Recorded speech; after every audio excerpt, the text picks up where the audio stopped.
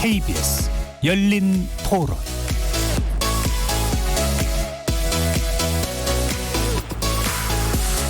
안녕하십니까. KBS 열린 토론 정준희입니다. 뛰어 안 친다고 해도 뭐 다른 사람의 그런 침이나 이런 거에 노출이 안 되는 건 아니잖아요. 그러니까 뭐 아이들은 더 막 뛰어놀기도 하고 이러는데 그래도 더 확산의 우려가 있을 것 같습니다. 학교하고 학원하고 좀 차이가 있죠. 학원은 어차피 개인 사업자가 하는 거니까 비용적인 측면에서 방역이나 이런 거는 많이 허술하겠지, 학교보다는. 고등학교 교사인데 학교는 실제로 굉장히 열심히 소독하고 아이들도 마스크 쓰고 규율을 잘 지키고 있는 편이에요. 실제 학교 교사로서 아이들이 나오는 날과 안 나오는 날 다르고 학부모로서도 아이가 둘이면요, 아이들이 나가는 날이 있고 안 나가는 날이 있고 서로 다르다 보니까 학교에서도 집에서도 아이들을 케어하는 문제가 정말 큽니다. 그냥 믿고 맡기긴 하는데 기본적으로 학생들은 조금 마스크라든지 이런 착용이 그게 아닐 수 있으니까 좀 경각심이 없는 것 같기도 하고, 다들 서로 노력을 하는 수밖에 없을 것 같은데요. 저희 회사도 사내 식당 같은 경우는 다 칸막이가 되어 있긴 하더라고요. 동일 복장으로 움직이는 데는 자기 옷에 못 맞추잖아요. 그 옷이 회전되는 거에 계속요. 그 갓을 빨아 입고 그러는 게 아니고 퇴근할 때 벗어났다가 또 다른 사람들은 그거 입고 심각하더라고요. 잘 되는 데는 되고 안 되는 데는 안 되는 것 같은데. 사람들이 뭐 이렇게 많이 모이고 일하고 이런 데에 대해서 소홀하지 않았었는가. 일도 중요하지만 너무 사람들이 많이 모이는 환경은 좀 피해야 될 것 같아요.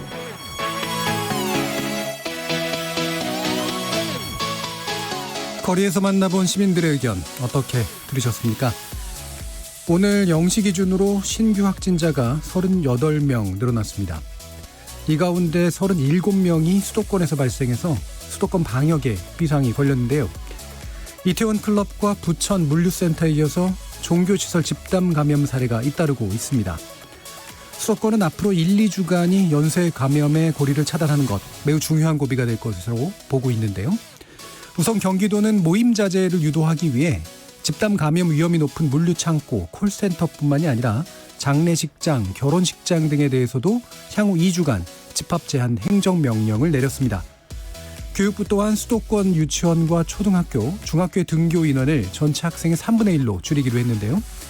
오늘 열린 토론에서는 수도권을 중심으로 신규 확진자가 다수 발생하고 있는 상황 긴급 점검해보고 교육 현장과 노동 현장을 중심으로 방역 대책 어떻게 세워나가야 할 것인지 집중 논의해보는 시간 마련했습니다. KBS 열린 토론은 여러분들이 주인공입니다. 문자로 참여하실 분은 샵 9730 누르시고 의견 남겨주십시오. 단문은 50원, 장문은 100원에 정보 이용료가 붙습니다. KBS 모바일 콩, 트위터 계정 KBS 오픈, 그리고 유튜브를 통해서도 무료로 참여하실 수 있습니다. 날카로운 의견과 뜨거운 참여 기다리겠습니다. KBS 열린 토론 지금부터 출발합니다. 살아있습니다. 토론이 살아있습니다. 살아있는 토론, KBS 열린 토론. 토론은 라디오가 진짜입니다. 진짜 토론, KBS 열린 토론.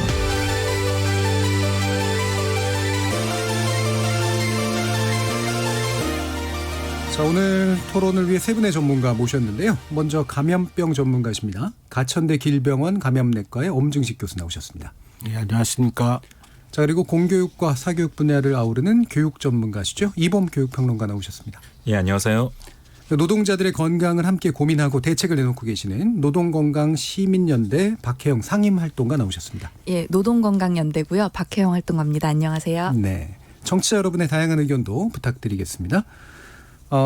지금 일단은 이제 그 일부 내용은 현재 상황을 점검하는 내용이 이제 위주가 될 거고 2부에서 좀 더 대책 위주의 논의를 할 생각인데요.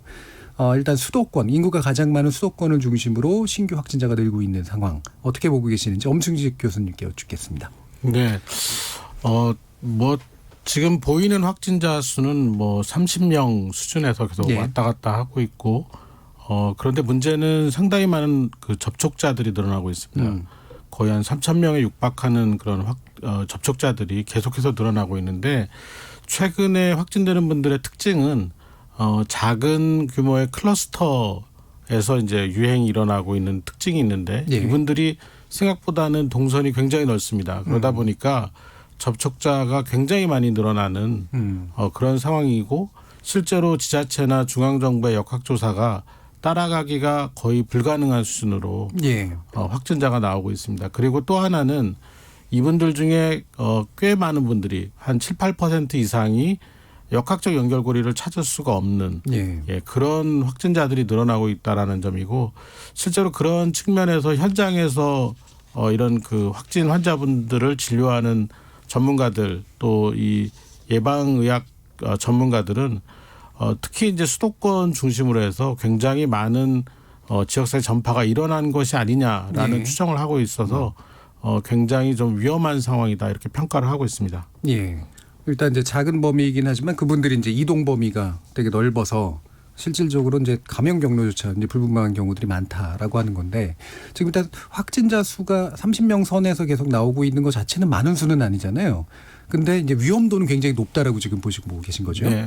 외국에서 이제 그 예측 자료이긴 하지만 실제로 확진자 수보다 얼마나 많은 환자가 있는지에 대한 연구를 보면은 적게는 적어도 3배에서 5배, 많게는 거의 한 100배 정도 이상의 확진 환자들이 숨어 있다라는 그런 예측 자료들이 나오거든요. 그러니까 지금 30명이 나오고 있지만 아무리 적게 잡아도 실제로는 확진자가 100명 이상 있을 수 있다라는 얘기고 이 100명의 환자가 예를 들어서 이 재생산 지수라는 게 처음에 많이 알려졌는데 한 사람의 확진자가 얼마나 많은 사람에게 전파할 수 있느냐라는 건데 이게 100명이라면 그다음 2차 전파가 일어나면 200명이 되는 거고 그다음 2차 전파가 생기면 이제 400명이 되는 거고 이런 식으로 늘어나기 때문에 짧은 시간 동안에 굉장히 많은 확진자가 나타날 수 있는 그 전반적인 조건을 갖추어가고 있다 이렇게 볼 수가 있습니다. 예. 지금 이제 한국의 방역이 지금까지도 그래도 이제 비교적 성공적이었던 이유 중에 하나가 이제 빠른 검사인데 지금 안 그래도 이제 서울시에서는 원한다면 이제 무료로 검사 받을 수 있게 해주겠다라고 하는 그런 조치를 내놨잖아요. 이런 게 조금이라도 좀 도움은 되리라고 보십니까? 네, 광범위한 검사를 하는 데는 큰 도움이 될 것 같고 특히 이제 비용적인 측면에서의 부담을 가진 분들 같은 경우에는 이제 검사를 좀 주저하는 경향이 있거든요. 지금은 역학적 연결고리가 없는 그런 사람들이거나 아니면 전형적인 증상이 없는 분들 같은 경우는 본인 부담으로 검사를 해야 되는데 이제 그런 부분을 해소를 하겠다라는 의지이고 이제 그렇게 되면 상당히 많은 사람들이 검사를 하면서 그중에 이제 숨어 있는 감염자를 찾을 수 있는 가능성은 있습니다. 그런데 이게 비용 효과적이냐라는 점을 좀 고려해 보면 생각보다는 본인의 건강에 관심이 많거나 걱정이 많은 분들이 좀 더 검사를 많이 받을 가능성이 있고 이제 그러다 보면은 그 양성률은 오히려 이제 낮게 나올 가능성이 있지만 지금으로서는 사실 다른 대안이 별로 없기 때문에 시도해 볼 만한 가치가 있다고 생각을 합니다. 알겠습니다. 그 부분 또 이제 뒤에서 좀 더 자세히 논의해 볼 테고요. 자, 일단 오늘 문제가 되는 그 지점 중에 하나는 바로 이제 교육과 일자리 문제인데 교육 현장에서의 방역 문제 그리고 일자리 다시 말하면 이제 작업장에서의 방역 문제 이 부분을 이제 평가를 좀 해봐야 될 것 같아요. 뭐 굳이 점수로 말씀하실 필요는 없습니다만 두 분의 전문가가 보시기에 어느 정도 수준으로 좀 되고 있는 것 같다라고 하는 얘기를 먼저 듣고 방역 전문가가 또 보시기엔 어떤지도 한번 들어보도록 하겠습니다. 먼저 이번 평론가님.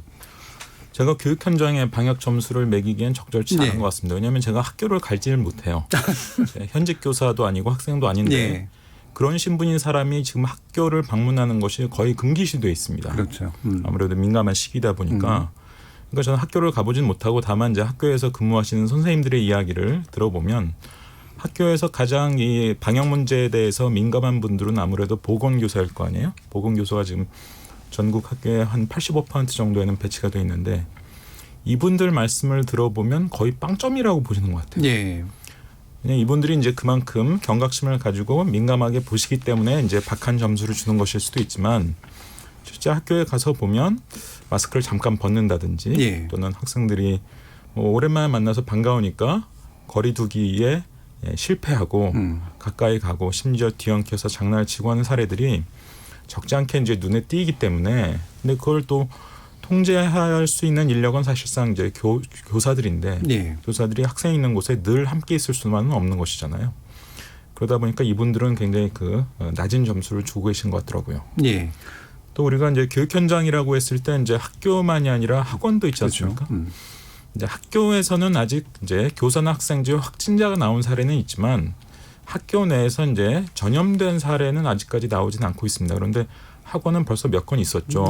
학원 내에서 전염된 사례가 벌써 이제 신천지 교인 중심으로 확산되던 2월에 이제 부산에서 한 건이 있었고 이번에 이제 이태원 발로 인천의 학원 강사에 의해서 이제 학원 내에서 감염된 사례가 있었고 또 이제 서울의 여의도에서 여의도에 있는 학원은 꽤 규모가 있는 큰 예. 학원입니다. 여기서 이제 감염이 됐는데 또 그 감염된 학생자 어머니도 또 감염된 사례가 좀 밝혀져서 학교도 나중에 시간이 지나면은 학교 내에서 이제 감염된 사례들이 드러날지 모르겠습니다만 지금 당장은 이제 학원에서 이제 감염된 사례 이런 사례들이 이제 눈에 띄고 있는 상황입니다. 예. 뭐 그렇지 않아도 지금 전교조 인천지부에서 인천 지역에 있는 유치원, 초중고, 특수학교 교사 한 약 2,000명을 설문조사했는데 94% 이상, 약 95%가 안전한 등교 불가능하다라고 지금 보고 있기 때문에 거의 비슷한 정도의 평가를 좀 해주신 것 같고요. 좀 노동 현장 어떻습니까, 박혜영 활동은? 지난 주말에 그 매일 왜 질병관리본부에서 매일 브리핑 하잖아요. 거기에 처음 노동부 공무원이 이제 같이 나와서 브리핑을 이제 하시더라고요. 그러니까 보통 노동 현장은 이제 사업주의 지시에 따라서 이제 움직여야 하는데 사실 사람들이 노동 현장이 그동안 얼마나 취약한지는 쿠팡 사태가 터지고 나서야 이제 제대로 인식한 게 아닌가 이렇게 좀 볼 수 있을 것 같아요.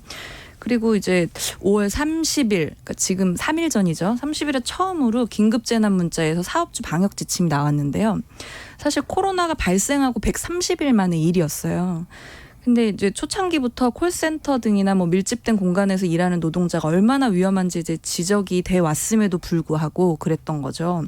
그래서 2천만 명의 노동자가 직장에 나가서 일을 하는데 노동부가 여태까지 아무것도 안 했다. 전 사실 이렇게 보거든요.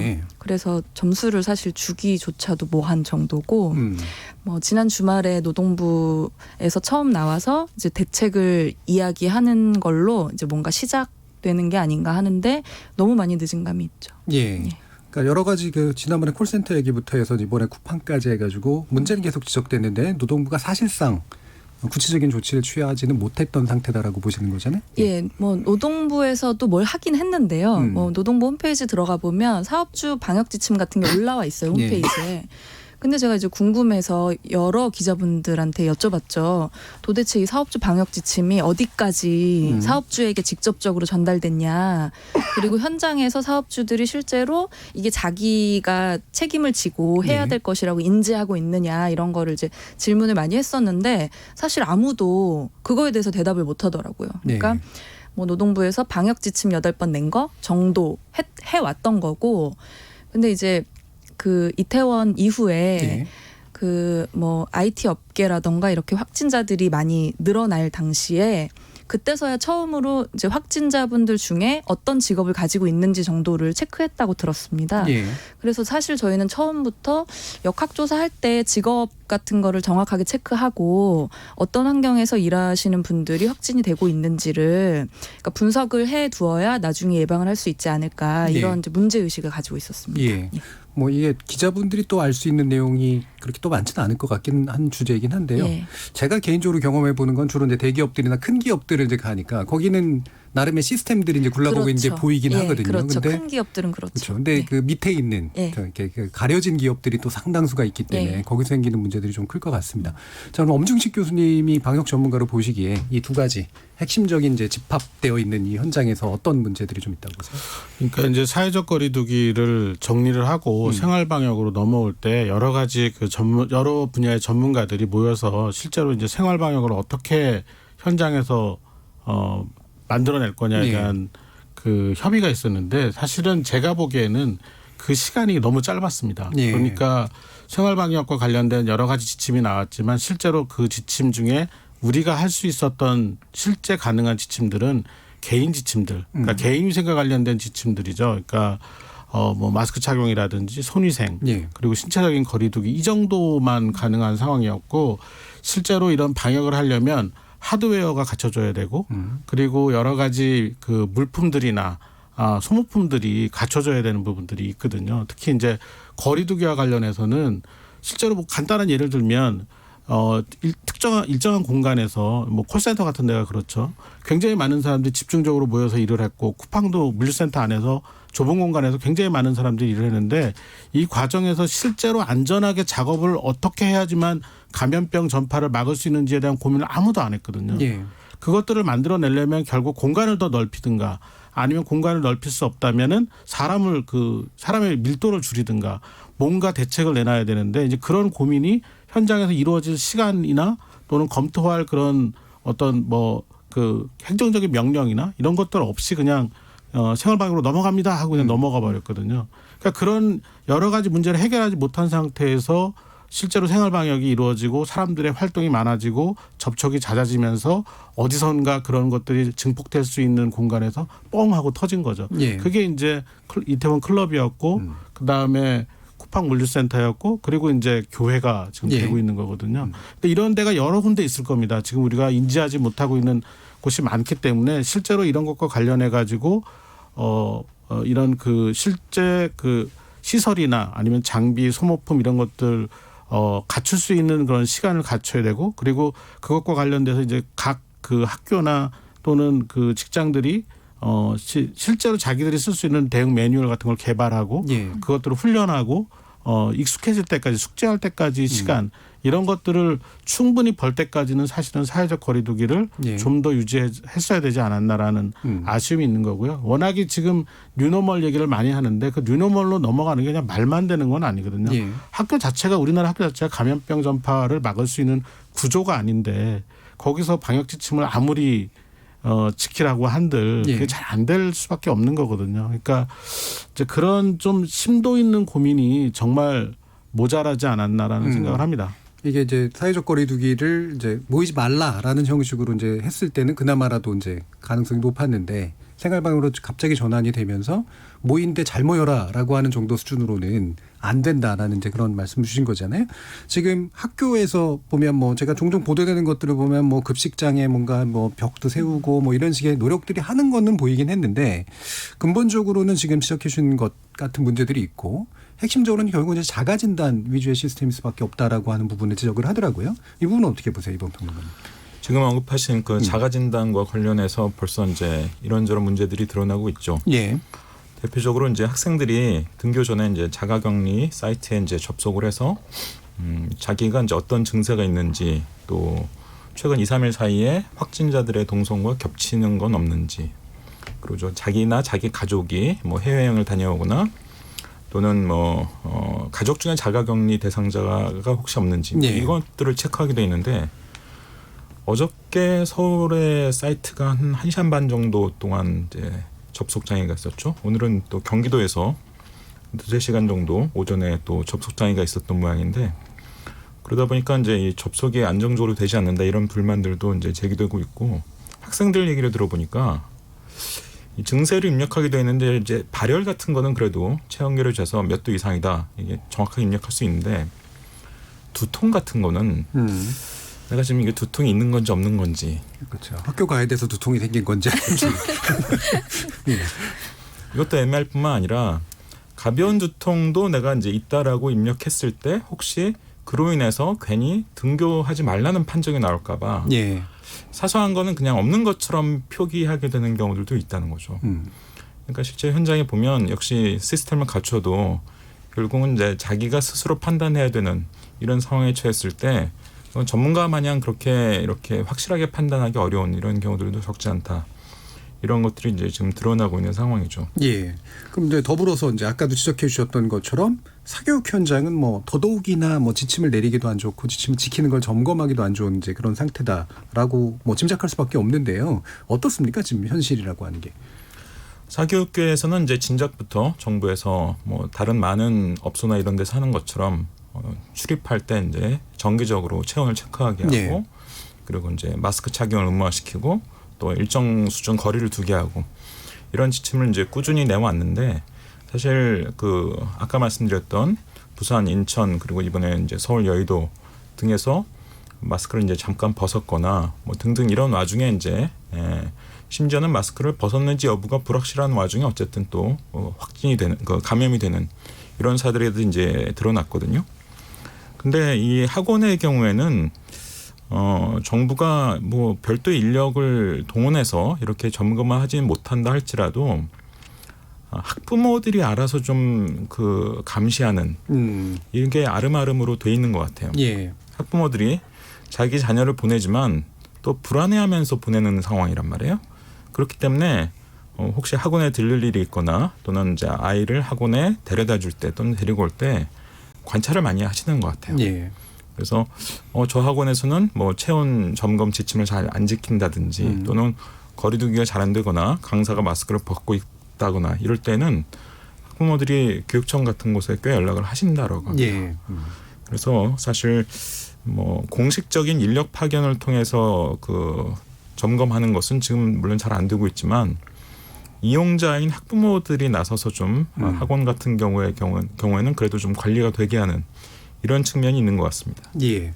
지금 이제 그 방역 실태 관련된 거를 이제 그 시도교육청이나 지자체 등이 공동으로 이제 학원 쪽에 이제 점검을 하겠다라고 얘기들 하고 있고, 아까 이제 활동가님이 지적해 주셨듯이 노동부가 이제 뭔가를 하겠다라고 나서는데, 두 분이 보시기에 사실 이제 해야 된다라고 얘기하는 건 쉽지만 실제로 이제 공무원의 그 인력들이 되는가라고 하는 문제도 좀 생각해 볼 필요가 있잖아요. 어떤 수준이라고 보세요? 기존에 하던 일이 있는 상태에서 예. 지금 그 사람들이 다시 이 일을 해야 되는 거잖아요. 그래서 이게 과연 가능한 일인가 이런 생각이 들고, 일단은 그래서 뭔가 긴급하게라도 어떤 이제 전문 인력 풀을 구성해야 된다고 생각이 들고, 그리고 또 하나는 지금이 사실은 지금까지 해왔던 어떤 일상이랑 전혀 다른 상황인데 어떻게 해야 할까를 상상해야 되는 시간이라고 생각하거든요. 네. 그러니까 뭐 예를 들면 고용보험 확대 이런 이야기 주제가 나오고 있지만, 사실 제가 가장 당시에 중요하게 초창기에 중요하다고 생각했던 것 중에 하나가 그 휴교 발표할 때 그 호주에 있었거든요. 근데 예. 이제 호주에서 총리가 휴교를 발표하면서 학부모들의 유급휴가를 같이 발표하더라고요. 그래서 뭔가 이런, 그러니까 기존의 인력의 문제도 있지만 그 각 부처들이 다 연결돼 있다는 거를 확실하게 인지하고 해야 되고, 그리고 노동하는 사람들이 반드시 이 문제 어디 저기 모든 데에 다 있다는 거를 인지하고 있어야 된다. 근데 이렇게 돼야 되는데 지금은 사실은 현실이 어떤지조차 모르죠. 왜냐면은 뭐 콜센터 문제가 터졌어야 콜센터의 대책을 예. 논의하고, 쿠팡 터져서 쿠팡의 대책을 논의하고 지금 이러고 있잖아요. 예. 그래서 인력도 인력이지만 현실을 제대로 가서 들여다볼 필요가 있는데 그걸 과연 누가 하고 있는가, 이런 이제 의문이 좀 들죠. 예. 이번 전에 호주 말씀하시니까 저도 비슷한 경험을 했는데 네. 3월에 영국에서 셧다운할 때 제가 영국에 있었거든요. 아, 그러셨고. 거의 뭐 도망치다시피 네. 더 비행기표를 구해서 귀국을 했습니다만, 근데 그 영국에서 셧다운을 발표할 때 역시 같이 발표한 게 있어요. 그게 뭐냐면 모든 학교를 휴교시킨 게 아니었습니다. 일부 학교는 부분적으로 학교 문을 열도록 했어요. 왜냐하면 우리보다 뭐 더 맞벌이 비율이 높은 가운데 병원 등에서 일해야 되는 분들 있잖아요. 예. 핵심 인력들의 자녀들은 어떻게 할 거냐, 이 문제 때문에 일부 학교는 등교를 시켰습니다. 그래서 심지어 자기가 다니는 학교는 휴교 조처가 내려졌다 할지라도 그 같은 동네에 있는 다른 학교라도 그 학생들을 보내서 그 돌봄의 공백이 생기지 않게끔, 예. 그러니까 핵심 인력들은 어쨌든 병원 등에 가서 일을 할 수 있게끔 그것을 같이 발표하는 것을 제가 봤어요. 예. 그러니까 역시 지금 활동가님께서 말씀하신 것처럼 그냥 휴교, 뭐 대책 이것만 발표하는 게 아니라 자기가 바라보고 있는 분야가 아닌 다른 인접한 분야의 여러 가지 문제들이 같이 고려되고 이제 또 발표되고 있다라는 느낌을 받았는데, 물론 한국은 영국과 여러 가지 사정이 크게 다르죠. 전체적으로는 상황이 훨씬 더 좋은 상황이긴 예. 합니다만, 그럼에도 불구하고 이제 지금 말씀하신 그런 측면, 그러니까 직접적으로 연관되어 있는 다른 분야의 대책을 같이 발표하는 이런 것들은 좀 아쉽지 않나, 이런 생각이 듭니다. 예. 그러니까 호주나 영국이 말씀처럼 뭐 그 자체로 이제 방역이 우리보다 우수하다라고 볼 수는 없지만 적어도 대응이 나오는 데 있어서는 이제 연관 대응 방식으로 이제 뭔가 짤 수 있도록 하는 거는 참조할 필요가 있다라는 의견으로 이제 생각이 되는데요. 지금 이게 이제 엄지식 교수님이 보시기에, 그러니까 계속해서 이 문제 이제 벌써 몇 개월간 논의해 주셨잖아요. 한편으로는 끊임없이 대증적 조치를 취할 수밖에 없는 거고, 처음 경험하는 일이기 때문에 그 과정에서 이제 물 새는 걸 막으면서 또 장기적 조치를 동시에 이제 병행해야 되는 그런 상태인데, 이 두 가지가 어떻게 좀 진행돼 왔다고 보세요? 뭐 지금 초기 방역의 경우에는 예. 상당히 성공적이라고 뭐 자평을 할 수 있습니다. 실제로. 근데 그 과정에서는 일단 정부가 굉장히 그 선제적이면서도 빠른 결정을 했고, 또 그 결정과 함께 의료 일선에 있는 의료진들이 굉장한 헌신을 또 했고요. 예. 또 그런 과정에서 대부분의 그 국민분들이 정말 높은 시민의식으로 대응을 해왔기 때문에 초기 방역은 성공적이라고 말을 할 수 있습니다. 그런데 네. 이제 이런 부분과 관련돼서 최근에는 그런 그 기조가 좀 흐트러지고 있는 것이 아닌가라는 우려가 있는데요. 일단은 지금 정부의 대응이 조금 그 완만하지 않느냐. 예. 그리고 초기에 빠른 대응, 과도할 정도의 대응 이런 기조에서 좀 벗어나는 게 아닌가라는 생각이 들고요. 그런데 한편으로는 결국 이런 방역 체계의 성공이 핵심이 정부냐? 저는 그렇지는 않다고 봅니다. 예. 정부가 여러 가지 제도나 또는 이 어떤 재원 같은 예산 이런 걸 통해서 방역에 성공이 될 수 있는 기초적인 것들을 제공은 해야 되지만 결국 최종적으로 방역의 그 성공을 가르치는 것은 결국 이 사회 구성원들이거든요. 예. 그러니까 학교, 뭐 직장, 뭐 여러 군데 할 것 없이 우리에게 지금 필요한 것이 무엇인가에 대해서 정말 심도 높은 고민이 필요합니다. 예를 들면 쿠팡 같은 경우에도 실제로 이런 생활방역으로 넘어간다고 했을 때 이런 고민을 했어야 되는 거죠. 예. 배송량이 막 늘어나니까 빨리 배송하기 위해서 사람들을 왕창 뽑는 그런 것들이 아니라 실제로 이런 감염병 전파가 직장 내에서 일어나지 않게 하려면 제한된 공간에서 어느 정도의 속도로 얼마나 많은 사람들이 일을 해야지만 안전하고 예. 그런 과정에서 배송 시간은 얼마가 걸리겠다. 그 배송 시간에 걸리는 시간을 설득해야죠. 예. 그리고 국민들은 그걸 받아들이고 예. 그렇죠. 문화로서 빨리빨리가 좋은 게 아니라 이럴 때는 기다려줘야 된다는 것들이 합의가 돼야 되는 이제 그런 여러 가지 실제적인 현장의 상황들을 우리 사회 구성원들이 서로 고민하고 그리고 이해하고 배려하면서 풀어나가는 과정이 필요한데 예. 그거는 굉장히 많은 시간이 걸릴 거라고 생각을 합니다. 그런데 이제 그런 것들이 충분히 자리를 잡아서 안정적인 방역 체계가 완전히 이루어질 때까지는 예. 사회적 거리두기로 다시 환원되거나 이런 것과 관련해서 결단을 두려워하면 안 된다고 생각합니다. 예. 지금 이제 아주 잘 말씀 주셨듯이 그러니까 우리가 뭐 코로나로 인해서 이른바 언택트 문화, 비대면 문화가 자리 잡게 됐다라고 이제 얘기를 하면서 사실은 우리는 비대면하고 있지만 대면해야 그 비대면이 유지가 되는 그런 시스템이라는 게 있는 건데 그 수면 밑에 시스템에서 이제 터진 거잖아요. 그 활동가님이 보시기에 그 지금 가장 이런 물류센터나 이런 데들의 그런 핵심적인 약점, 특히나 전 이중고의 문제라고 생각이 드는데 방역의 문제도 있지만 또 그 생활고의 문제도 있는 그 문제들이 어떤 것인지 좀 말씀 주시죠. 사실 지금 뭐 언론에서 드러나고 있는 바로는 그 1차 웨이브 때 해고되셨던 분들이 네. 쿠팡에 가서 일을 하시는 분들이 많고 혹은 거기에 계신 분들 중에는 이제 직장이 하나인 게 아니라 여러 가지 일을 하고 계신 분들이 많잖아요. 그러니까 즉 이제 이것이 굉장히 중요한 생계다라는 거죠. 네. 그래서 이분들이 어떤 위험한 환경에 처했다고 해서 그 환경을 피할 수 있는 선택을 할 수 있을 것인가. 그건 당연히 불가능하다고 생각하거든요. 그런 상황이 있는 사람들이 일자리는 더더군다나 특히 더 약간 위험하거나 불안정할 확률이 굉장히 높아요. 예. 예. 그런 사실 저는 그 예. 엄중숙 교수님이나 박형 활동가님께 한번 여쭤보고 싶은 게 하나 있는데 그 2018년에 이제 태안화력발전소에서 김영균 씨가 아주 처절한 그 죽음을 이제 당했고 그로 인해서 이제 김영균법이라는 게 생겼잖아요. 예. 이른바 이제 위험을 외주화하는 하청에 외주화하는 것을 이제 어쨌든 전면적으로 좀 금하고 원청도 이제 하청과 같이 책임을 지도록 하는 그 법이 이제 생겼는데 만약 사실 쿠팡 물류센터에서 이제 뭐 냉동실, 냉장실에 들어가야 되는데 그 사실 옷을 입어야 되는데 그 옷의 세탁도 제대로 되지 않았다는 것 아니에요?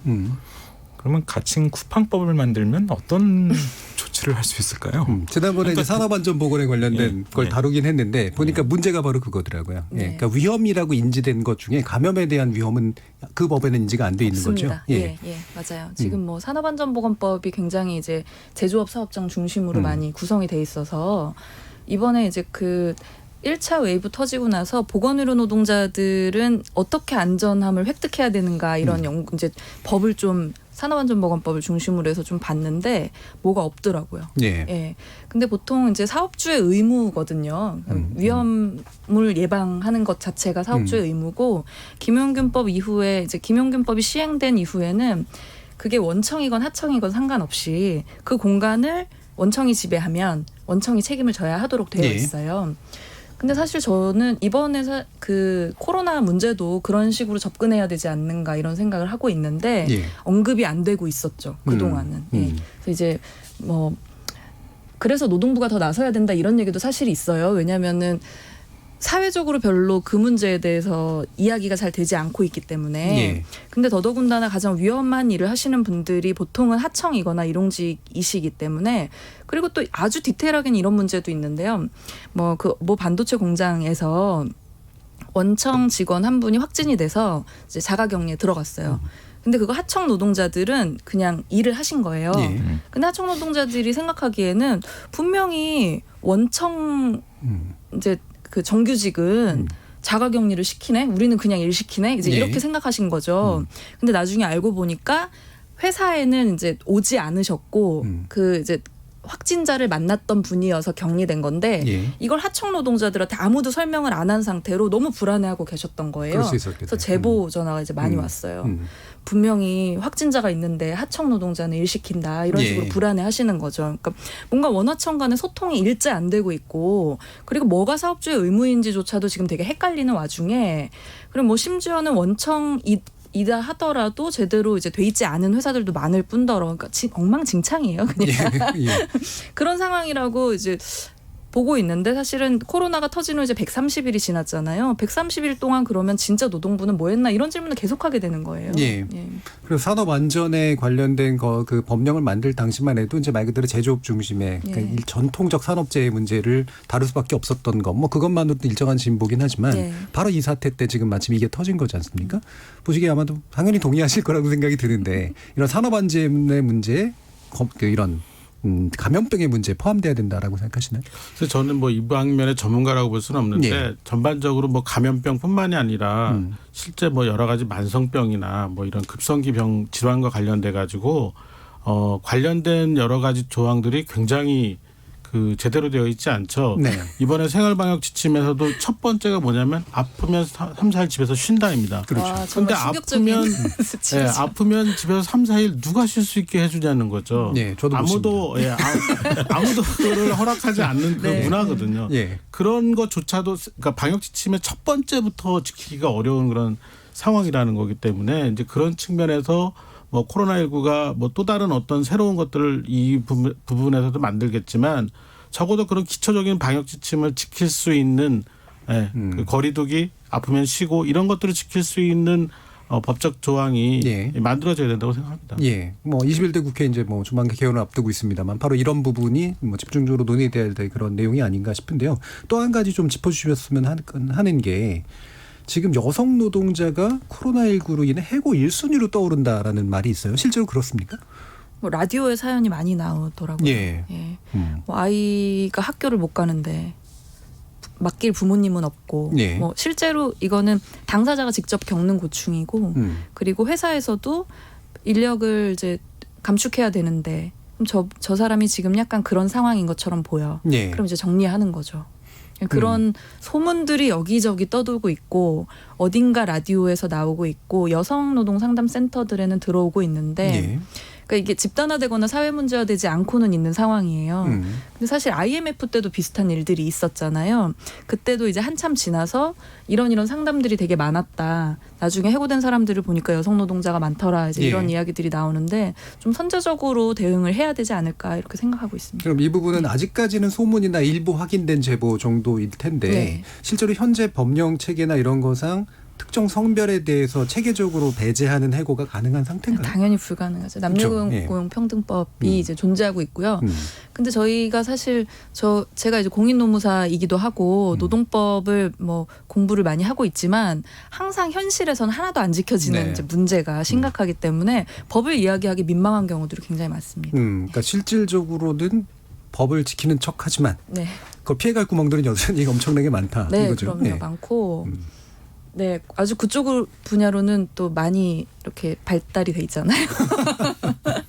발달이라는 표현을 쓰시니까 약간 좀 민망하긴 합니다만 지금 이제 그 전반적으로 보시기에 지금 대부분이 일용직으로 구성되어 있는 물류센터 이분들은 결국에는 어디선가 이렇게 해고당하거나 아니면 일을 잃어서 이쪽으로 올 수밖에 없었는데 방역 교육도 힘들고 게다가 투잡, 쓰리잡을 해야 되기 때문에 감염을 전파시킬 위험도 굉장히 높고 감염 가능성도 굉장히 높다. 예, 당사자들도 굉장히 불안해하고 계시죠. 예. 예.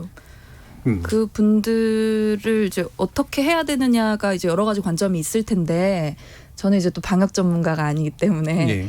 다르게 말씀을 드려보면 한 가지 제가 요즘에 노동자들을 만날 때마다 물어보는 게 코로나 대응에 대해서 어느 정도 알고 있느냐 이렇게 물어보거든요. 그러니까 오히려 개인 수칙 차원에서 보자면 근데 이제 뭐 손 잘 씻고 마스크 잘 하고 이 정도를 알고 있는데 저는 이제 특히 아침에 이제 꽉 찬 지하철을 타고 출근을 해야 되고 어떤 식으로든 사람을 만나는 노동자들이라면 그러니까 정부나 회사에서 어떤 걸 반드시 지켜야 하는지를 교육을 해줬으면 좋겠어요. 예, 그래서 특별히 당신이 이걸 더 주의해야 된다. 일단은 이게 첫 번째고요. 그리고 개인이 선택할 수 없는 환경에 대한 부분은 사업주가 반드시 해야 되잖아요.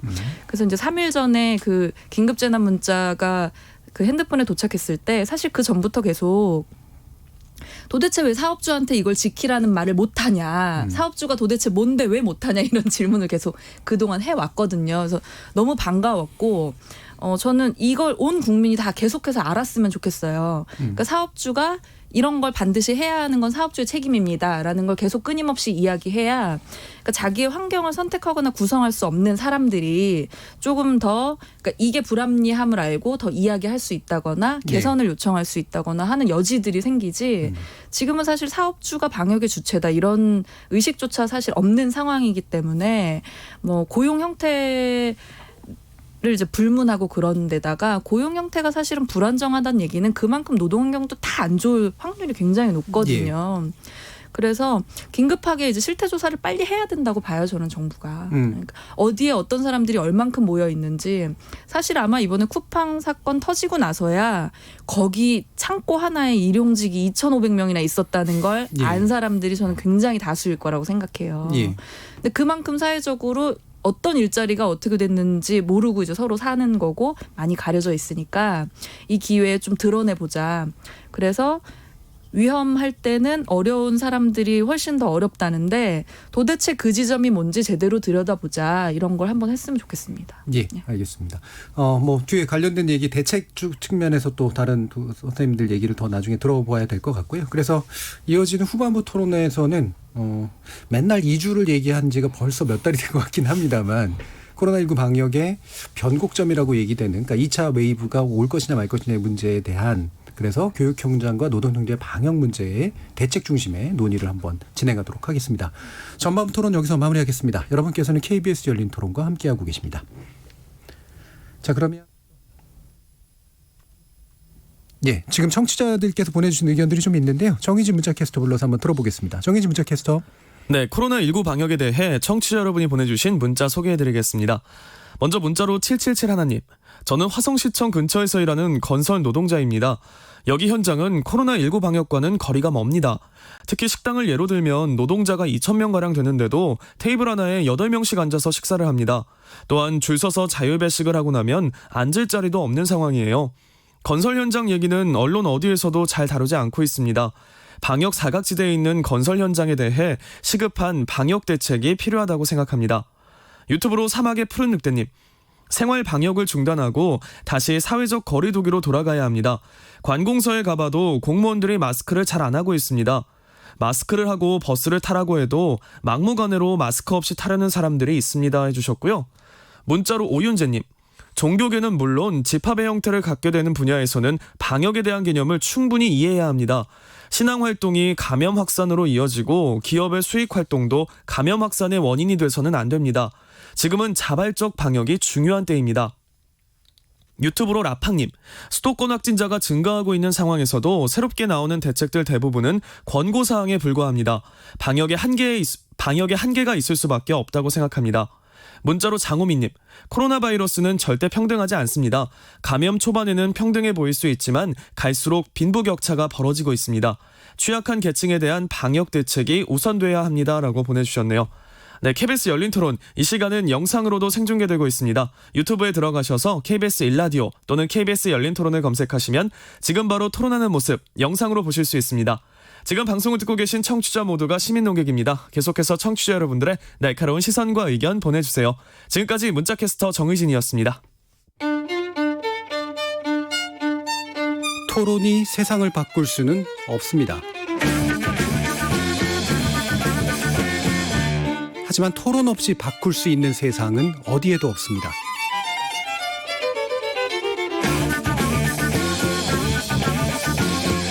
세상의 선한 변화를 갈망하는 당신. 정답이 아니라 질문의 힘을 믿는 당신. 우리 KBS 열린 토론에서 만납시다.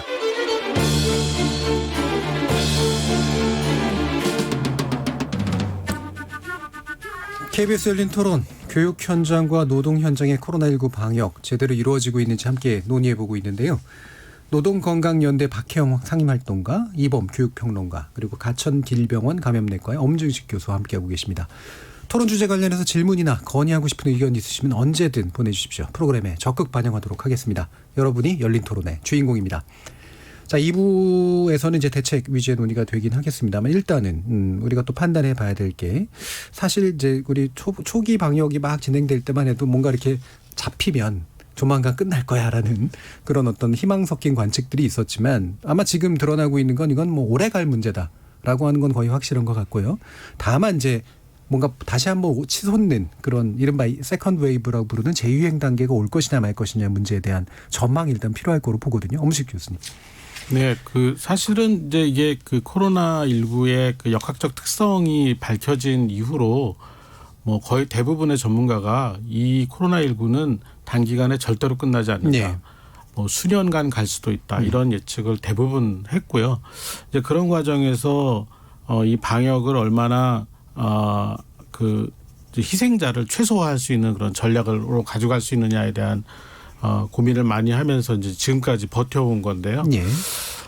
결국은 뭐 아주 효과적인 백신이나 항바이러스제가 만들어질 때까지 지금의 어떤 그런 아주 소규모의 유행 정도에서 계속해서 막을 수 있는 그런 체계가 지금 필요한 상황이고요.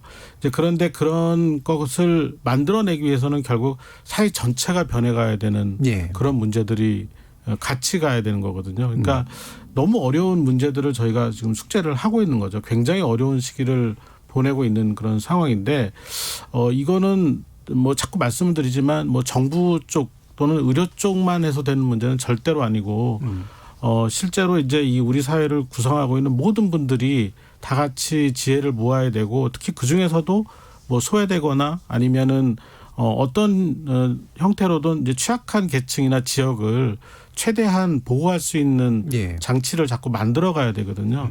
근데 그런 부분들이 정말 어려운 부분이라고 생각을 하고 있습니다. 예. 네. 그러면 이제 지금 이 코로나19가 어쨌든 조금이라도 계속해서 이제 잡혀가면서 뭔가 오래 가기 위한 어떤 대안이 필요한 상태인데 이게 현재 확진자 수준에서 어느 정도까지는 그래도 좀 통제가 되면 2차 재유행까지는 안 갈 것이다라고 일단 볼 수 있는 건가요? 2차적인 대유행 그러니까 대구 경북과 같은 그런 큰 유행이 피하기 어렵다라고 생각하는 분도 굉장히 예. 많습니다. 특히 가을철 남반구에서의 대유행이 끝나고 북반구가 이제 추워지는 시점에서의 대유행 가능성을 굉장히 많이 얘기를 하고 있습니다. 근데 이제 그런 이유는 백신이나 항바이러스제가 지금 그때까지 개발이 안 될 거라는 점 그리고 실제로 코로나19 바이러스와 같은 호흡기 바이러스 질환을 일으키는 이 비생물들이 이 차고 건조한 날씨를 굉장히 좋아하거든요. 활성도가 많이 높아지고 또 그때가 되면 그렇게 차고 건조해지는 그런 상황에서 사람들이 대부분 실내로 들어가게 됩니다. 이제 그런 부분들 때문에 대유행이 피하기 어렵다라는 그런 그 지적들이 있거든요. 예.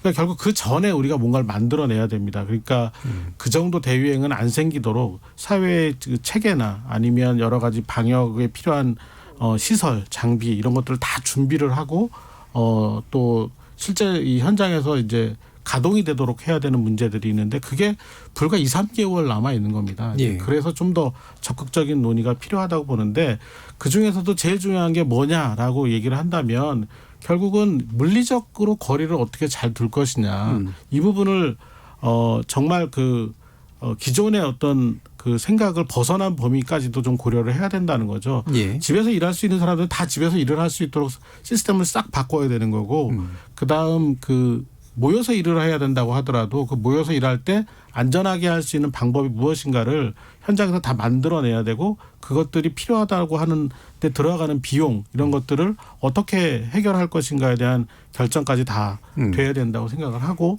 또 지금 뭐 그 계속해서 문제가 되는 그런 곳 중에 하나가 지금 요 일부에서 얘기한 것처럼 그 좀 표현이 좀 그런데 안정적이지 않은 직장들이 또 문제가 되고 있지 않습니까? 그러면 안정적인 직장을 어떻게 만들어 줄 것인가? 사실은 그 좀 엉뚱한 얘기인지 모르지만 이 코로나19 유행과 관련해서 지금 인력이 제일 필요한 데가 의료계거든요. 예. 의료계는 사실 간호사 의사만으로 구성된 게 아닙니다. 거기에는 굉장히 많은 직군들이 그렇죠. 필요하고 그런데 지금 그런 그 고용이 어려운 상황입니다. 왜냐하면 의료계가 갖고 있는 기본적인 이런 그 비용을 부담하는 시스템이나 또는 그것들을 실제로 이제 보충해 준다고 해야 되나요? 그러니까 실제 뭐 의료 수가나 이런 시스템이 너무 저수가 시스템이기 때문에 이제 고용을 많이 하고 싶어도 못 하는 그런 구조죠. 그렇죠. 이제 그런데 사람들을 많이 고용할 수 있게 뭔가 체계를 바꾼다면 굉장히 안정적인 일자리가 순식간에 많이 늘어날 수 있거든요. 우리나라의 급성기 병원이나 만성 그 질환을 다루는 병원이 3,000개가 넘거든요. 여기에 10명씩만 추가적으로 일을 할 수 있도록 해도 3만 명의 일자리가 생기는데 그 비용이나 이런 것들이 굳이 또 다른 그 어떤 재원을 만들 필요가 없습니다. 지금 코로나19로 세이브되는 그런 건강보험공단에 쌓여 있는 돈 이런 거 쓰면 되는 거거든요. 이제 그런 식으로 좀 뭔가 좀 발상의 전환을 통해서 여러 가지 그동안 우리가 문제가 됐음에도 불구하고 해결하지 못한 점들 또 새로운 문제점으로 드러난 것들을 다 고쳐나가야 된다고 생각하고 그 시간이 그렇게 많지 않다. 그렇게 생각을 합니다. 사실 저도 저도 계속 그런 생각이 드는 거예요. 전 세계 장시간 노동 1위 그리고 근데 인력난 1위 이 되게 모순적이잖아요. 그러니까 분명히 어디선가는 돈을 더 투자해서 일을 만들어낼 수 있고 사람들이 거기에 들어갈 수 있는데 그거는 안 하고 자꾸 새로운 뭔가 이제 혁신적인 일자리를 만들어낸다 이렇게 얘기를 하고 있잖아요. 그래서 오히려 지금 현실을 살고 있는 사람들한테 가장 필요한 일자리는 그러니까 일을 조금 이렇게 장시간 노동을 되게 열심히 하는 사람들의 일을 좀 덜어주면서 같이 할 수 있는 일자리를 충분히 만들 수 있다. 이런 생각이 자꾸 드는 거예요. 근데 왜 자꾸 어디에 돈을 투자한다 그러지? 이런 생각이 이제 많이 들어서 되게 아쉬운 부분으로 남아있었죠. 일자리 정책 얘기가. 기존에 이제 노동 강도를 줄이고 이른바 일자리 나누기라고 부르는 그런 정책 쪽으로 갈 수도 있다. 사실 나누기도 아니죠. 왜냐면은 한 사람이 하는 일이 사실 두 사람 몫을 하는 경우가 너무 많아가지고 그렇죠. 그 자체가 비정상. 한 사람이 할 만한 일을 만들어내는 것 이게 굉장히 중요한 일이 아닌가. 나누기가 아니라 원래 한 사람이 할 일을 하게 하는 거.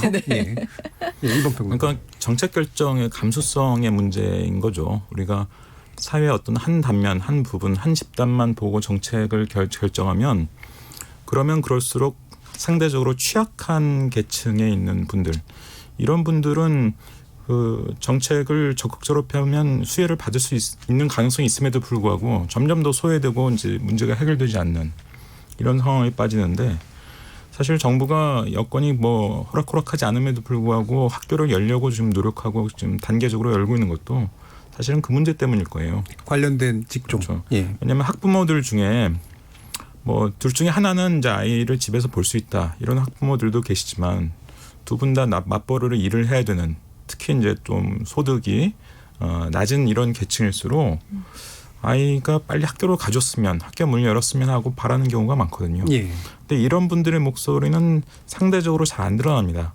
이른바 이제 여론 형성 능력은 좀 떨어지죠 아무래도. 그러다 보니까 그런 것을 보지 않고 학교를 왜 여냐 불안해서 애 못 보내겠다 이제 이런 아우성만 보게 되면 정부가 왜 학교 문을 여냐 이제 이런 식으로 이제 판단하게 되는 거죠.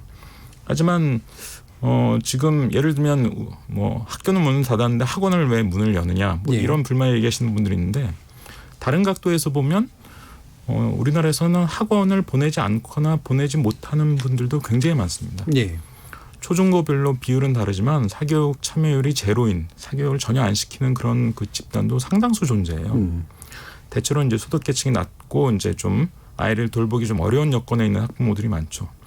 이분들한테는 학교가 훨씬 더 필요한 겁니다. 그러니까 결국 그런 것들은 이제 균형감 있게 보면서 이제 정책 결정을 해야 되고, 또 그런 사각지대를 얘기하다 보니까 제가 또 생각나는 게 방과후 학교 강사들이에요. 네. 학원은 그래도 어쨌든 문을 열고 있고, 학원 강사들은 뭐 어쨌든 일을 할 수 있고, 학교 교사들이야 뭐 지금 이 상황에서 해고되는 일은 없잖아요. 근데 방과후 학교 강사들은 해고 아닌 해고 상태입니다. 네. 그래서 제가 쿠팡 물류센터 사건 딱 터지고 나서 느낀 게 뭐냐면, 저분들 중에는 일용직으로 지금 물류센터에서 일하지만 원래 방과 학교에서 일했던 분들도 섞여 있을 거라는 굉장히 많을 것 같아요. 저도. 예. 그래서 지금 그 말씀 들어보면 교육부가 이제 등교 수업을 어쨌든 계속해서 이제 밀고 나갈 수밖에 없는 여러 가지 이유가 있을 텐데, 뭐 이제 그 실제로 시행해야 되는 교육의 문제도 있겠지만, 아이들을 또 학교로 보내지 않으면 안 되는 그런 사람들의 요구도 있을 테고, 그 다음에 관련된 또 직종들이 이제 어쨌든 노동 현장으로 가야 된다라는 문제도 있다고 보는데, 그런 일화 같은 요소들이 다 같이 작동한다고 보시나요? 어느 게 좀 더 크다고 보시나요? 이 정책 결정이라는 건 항상 어려운 문제죠. 예. 왜냐하면 그 종합예술이란 말을 하잖아요. 한쪽 분야의 말만 듣고 결정할 수 있는 게 아니잖아요. 이를테면 방역 또는 이제 감염 예방 이런 쪽만 막 본다면 학교를 열면 안 되죠. 예. 근데 정부 입장에서는 어쨌든 불확실한 미래와 싸움을 해야 되는 거거든요. 사실 이 정도 상황에서 학교를 열지 못한다면 영원히 못 열지도 모릅니다. 왜냐하면 앞으로 한 달 뒤, 6개월 뒤, 1년 뒤에 지금보다 상황이 나아지는 게 아니라 오히려 악화될 가능성도 충분히 있거든요. 예. 그럼 지금 정도 상황에서 학교 문을 열지 못하고 있다가 계속 뭐 6개월, 1년 뒤에도 못 여는 상황이 벌어질 수도 있는 거죠. 그러니까 정부 입장에서는 한쪽 분야의 전문가 또 한쪽 분야의 여론만 가지고 판단할 수 없는 거고, 아까 제가 말씀드렸지만 여론화가 잘 미흡하고 잘 안 되고 있긴 하지만 아이를 학교에 빨리 보내고 싶어서 굉장히 애타하는 학부모들도 굉장히 많은 상황이기 때문에 예. 결국은 정부는 이제 그런 부분도 고려하고 또 불확실한 미래를 감안해서 어쨌든 지금 이 정도 상황에서는 이제 학교를 보내자, 문을 열자 이런 결정을 했다라고 보여요. 재밌는 거는 그러면 많은 분들이 확진자가 어느 정도 되면 다시 학교 문을 닫을 거냐 이런 얘기를 하시는데, 그것도 정부 입장에서는 일관된 기준을 얘기하기 어려울 겁니다. 이를테면 한쪽 지역에서는 확진자가 꽤 급증을 해서 학교 문을 다시 닫아야 되는 거 아니야 하는 판단할 때도 거기서 좀 떨어져 있는 다른 지역은 전혀 그렇지 않은 경우도 얼마든지 있을 수 있거든요. 또 이번에 부처원에서 드러났던 것처럼 막상 학교 안에서 무슨 감염됐거나 이제 이런 증거는 전혀 없지만 학교 밖에서 그 지역의 확진자가 꽤 늘어남으로 인해서 혹시 문제를 더 증폭시킬까 봐 학교를 또 선제적으로 닫는 이런 경우도 있을 수 있기 때문에 결국 항상 정책 결정이라는 게 그래서 어려운 거죠. 어쨌든 아무리 전문가들을 잘 초빙하고 그래서 이야기를 잘 듣는다 해도 어쨌든 한 분야의 그 가치 기준만 가지고 판단할 수 없는 이런 상황에서 결단을 내리고 그 결과에 대해서는 또 정부가 또 책임을 져야 되는. 그래서 저는 정치하기는 야당이 더 편하다는 얘기를 하잖아요. 사실 야당은 뭐 비판만 하면 된다 이런 얘기를 이제 흔히들 하시는데, 사실은 야당보다 여당이 어떤 면에서는 더 어려운 거예요. 네. 집권 세력에서는 그런 불확실한 미래에 대해서 여러 가지를 고려해서 어쨌든 판단을 하고 결과를 또 책임져야 되기 때문에. 그러니까 결국 이제 우리가 방역의 관점이나 아이들의 어떤 안전의 관점에서 보면은 왜 이렇게 위험을 무릅쓰고 이런 실험을 해야 돼라고 생각을 해야 되지만, 사실은 또 거기에 연관된 여러 가지 이해들이 있기 때문에 종합적으로 이제 진행을 할 수밖에 없는 그런 이제 난점 지적을 해주셨는데요. 노동자 관련된 문제도 한번 보죠. 이게 노동자들이 지원금을 신청하는 첫날이 이제 어제였었습니다. 긴급 고용 안전부 지원금인데 이게 일단 어느 정도 좀 도움이 될 거라고 보세요, 활동가는? 무조건 도움이 되죠. 네. 예, 무조건 도움이 되는데 이제 신청하는데 엄청나게 어려움을 겪고 있다고 그쪽에서도 들었고요. 다만 이것이 커버하지 못하는 또 다른 사람들을 이제 어떻게 찾아낼 것인가 이 문제에 대해서 좀 봐야 하고, 그리고 지금 계속 고용 문제 하면은 사실 어떻게 나뉘냐면 해고된 사람들을 어떻게 해야 할 것인가와 그러면은 이제 일을 하러 나가는 사람들은 또 어떻게 해야 될 것인가, 이제 이렇게 두 가지로 나눠서 볼 수 있는데, 지금 이 고용유지 지원금 문제만 보면 사실 그러니까 지금 어쨌든 간에 일을 하시고 계시는 분들이잖아요. 예. 근데 일을 하고 계시는 분들이 코로나 전까지는 사실은 이게 막 어느 정도 고용 형태가 뭐 다양하고 이랬는지 사실 잘 몰랐어요, 사회적으로. 그러다가 이 고용유지지원금의 대상이나 이런 문제를 논의하다 보니까 정말 불안정한 상황에 고용 형태에 있는 사람들이 많다는 걸 알게 되고 예. 근데 아까 선생님이 말씀하셨던 것처럼 목소리가 없는 사람들이 분명히 존재하고 있다. 그러니까 그렇죠. 사회적으로 드러나지 않은 지금 현재 되게 불안정한 상태에 있는 사람들이 존재하고 있다. 이런 예. 걸 재빨리 캐치를 해야 되는데 사실 언론이나 그 정부나 이쪽에 계시는 분들의 눈에는 잘 안 보여요. 예. 네. 그리고 사실 저희 활동가들 눈에도 되게 어렵게 보이고 있기 때문에 이렇게 어떤 특정한 이렇게 한정적으로 하는 그런 이제 정부 정책들이 어느 정도 불안정한 사람들한테까지 직접 갈까 이런 의문도 약간 예. 드는 것도 사실입니다. 예. 네. 그러니까 실제로 가장 발언권이 필요한 사람들인데 발언하기가 예. 굉장히 어렵고 누군가 대변해 줘야 되는데 그 대변자의 눈에는 또 잘 안 보이기 때문에 생기는 문제잖아요. 그래서 지금 한 가지 또 나오고 있는 것 중에 하나가 노동자가 위험하다고 말할 수 있는 권리. 예. 작업 중지권 네. 필요하다 이렇게 얘기하는데 어떻게 보세요? 사실 한국이 하루에 5-6명씩 이제 돌아가시잖아요. 일을 하시다가. 네. 1년에 작년에 일하시다가 돌아가신 분이 2020명. 네. 사망자가 안 줄고 있어요. 네. 네. 그렇죠. 오히려 더 늘어나고 네. 있기도 하고 올해도 작년 대비 더 사망자가 이제 늘고 있는 상황인데요. 사실은 그래서 아직까지는 위험하다고 말하는 것조차 못하는 게 이제 대한민국의 현실이고 뭐 예를 들면 이런 일도 있어요. 며칠 전에 삼척에서 일하다가 어느 이제 공간에서 누가 돌아가셨는데 그 옆에 똑같은 장치에서 일을 하는 분에게 약간 안전조치를 제대로 확인하지 않고 그냥 들어가서 일을 하라고 시킨 거예요. 예.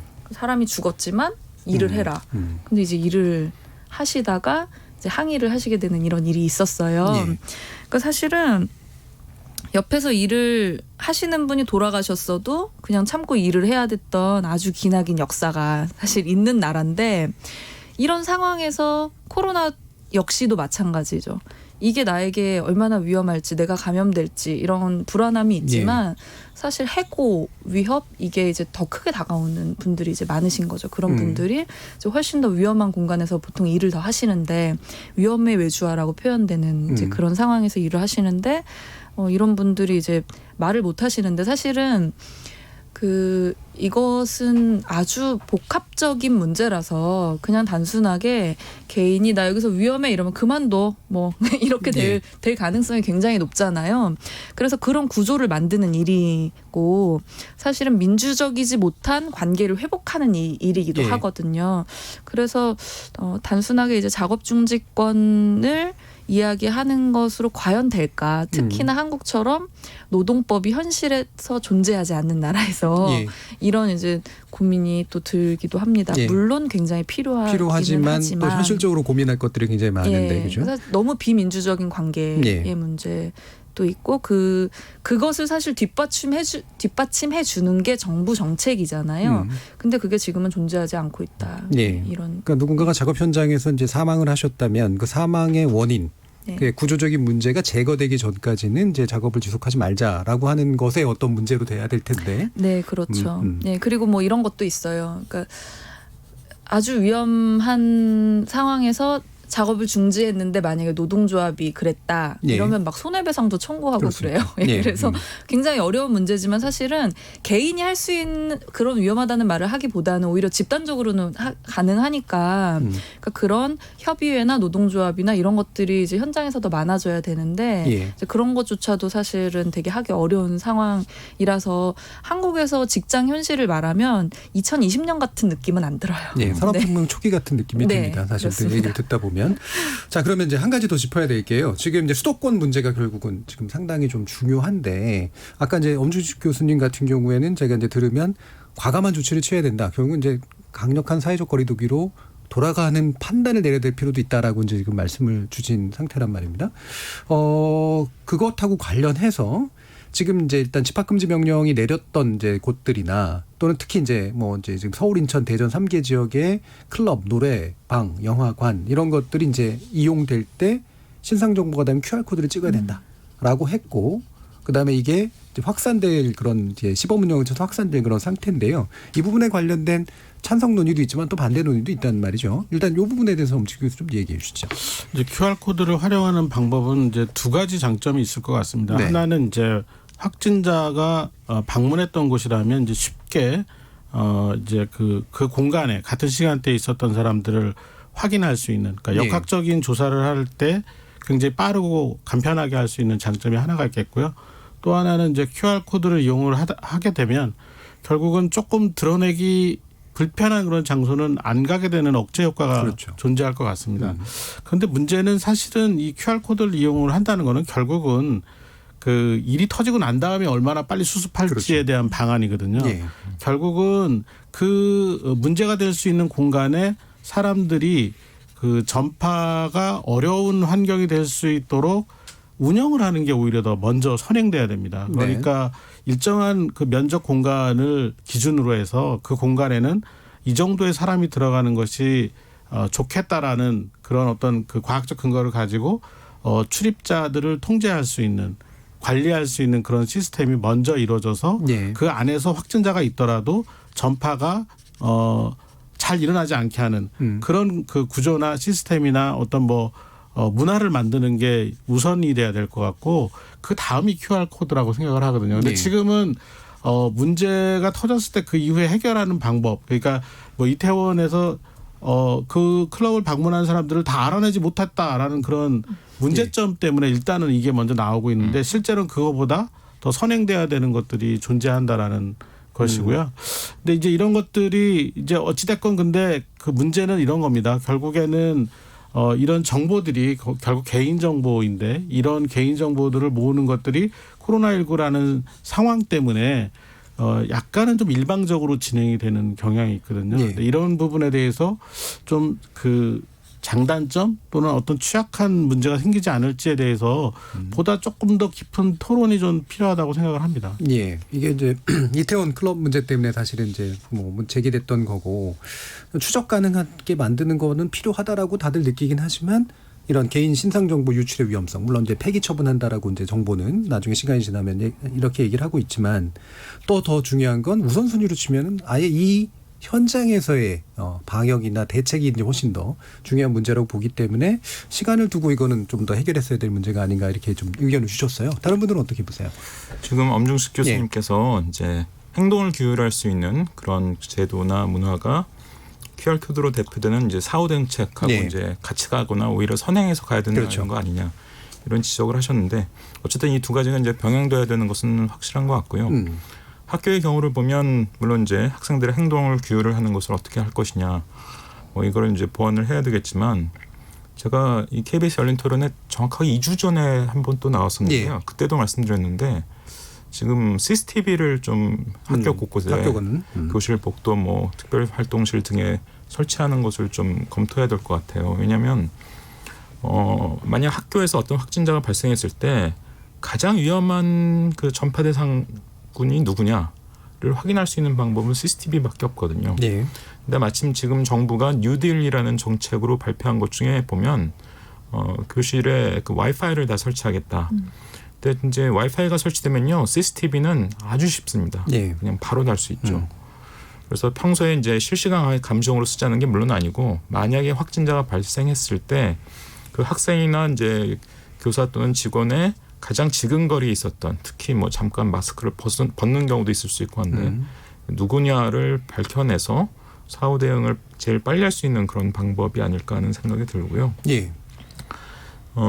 또 하나 예를 들어 이제 교실 같은 공간에서는 그 환기나 공조 시스템 이런 것들도 좀 그런 거 뉴딜에 좀 포함시켰으면 좋겠는데 지금 현재 설치되어 있는 그런 그 환기나 공조 시스템은 그 감염병을 예방하는 데는 굉장히 부적절한 그런 것들이라고 전문가들이 다 얘기하고 있거든요. 전파할 가능성이 높은.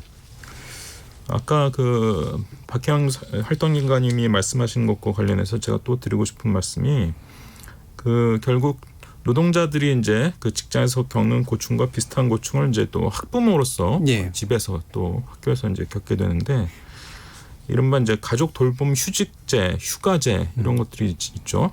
가족 돌봄 휴직은 원래 있었던 건데 올해부터 가족 돌봄 휴가라는 게 이제 도입이 됐죠. 이제 연 10일 내로 쓸 수 있는. 그래서 학교 다니다가 다시 또 휴교를 하고 하나 이런 상황이 벌어지면 이제 이걸 써라. 뭐 쓸 수 있겠죠. 또 유급휴가, 학교가 휴가를 하게 되면 학부모에게 유급휴가를 지원하는 이것도 지금 법안이 2월에 발의가 됐었어요. 더불어민주당의 그 박경미 의원이 대표 발의를 했다가 결국 이제 통과 안 되고 지금 이제 새 국회로 넘어가 버렸는데 마침 그 대표 발의했던 박경미 의원이 바로 그저께 청와대 교육비서관으로 임명이 됐더라고요. 기대를 걸어봅니다. 그래서 이런 가족 돌봄 휴가제나 또는 아직 뭐 법안이 통과되지는 않았지만 학부모에게 유급휴가 지원하는 이런 제도가 통과되기를 바라는데 다른 한편에서 보면 근데 그런 휴가나 휴직을 마음 편하게 신청할 수 있는 사람은 대체 우리나라 전체 노동자 중에 상위 몇 %밖에 안 될 텐데 굉장히 중요한 문제죠.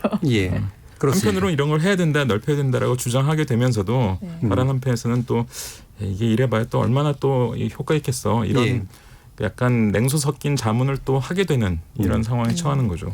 마무리 발언으로 원래 그 대책에 대한 제언을 여쭤보려고 했는데 이번 평론가님께서 제언까지 해주셨으니까 다른 두 분께도 제언을 듣도록 하죠. 활동가님.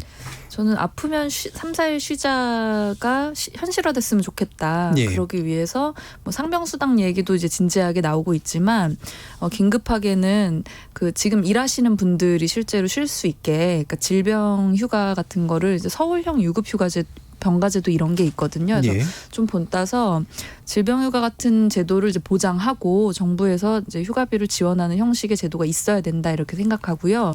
그리고 아까 선생님이 이제 말씀하신 것처럼 휴가가 있는다고 얼마나 쓰냐 이런 이야기 하셨지만 그래도 없는 것보단 있는 게 한 번 더 쓸 수 있는 여지를 만들어낸다. 그것이 중요하다. 이런 이야기를 드리고 싶습니다.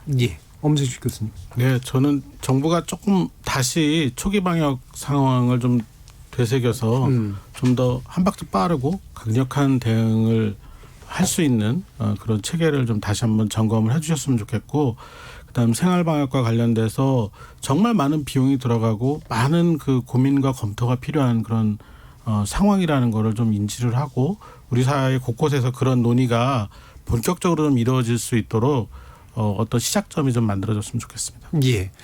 다시 한번 또 마음을 다스리면서 새로운 대안을 준비할 때인 것 같은데요. 저희 문자 메시지를 보내주신 분 중에 7204님이 시간이 갈수록 국민의 자발적 노력은 한계가 있을 수밖에 없고 이윤 극대화를 추구하는 사업주의 선의에만 기댈 수는 없다. 강력한 법적 근거와 강제력이 꼭 필요하고 노동 현장에서 정부나 사업주의 방역을 위한 노력 그리고 투자가 적은 비용으로 감염 확산을 막고 확진자가 나올 경우 더 많은 비용을 지불해야 된다라는 걸 특히 사업주는 깨달아야 합니다라는 그런 의견 주셨습니다. 의견 감사합니다. 오늘 토론 함께해 주신 노동건강위원회 박혜영 상임활동가 가천길병원 감염내과 엄중식 교수 그리고 이범 교육평론가 세 분 모두 수고하셨습니다. 감사합니다. 감사합니다. 고맙습니다. 그리고 참여해 주신 시민 논객 여러분들께도 감사하다는 말씀 전합니다. 청취자들의 적극적인 참여로 만들어지는 KBS 열린 토론 생방송 놓치신 분들을 위해 나중에 팟캐스트 준비되어 있고요. 매일 새벽 1시에 재방송도 됩니다. 저는 내일 저녁 7시 20분에 다시 찾아뵙겠습니다. 지금까지 KBS 열린 토론 정준이었습니다.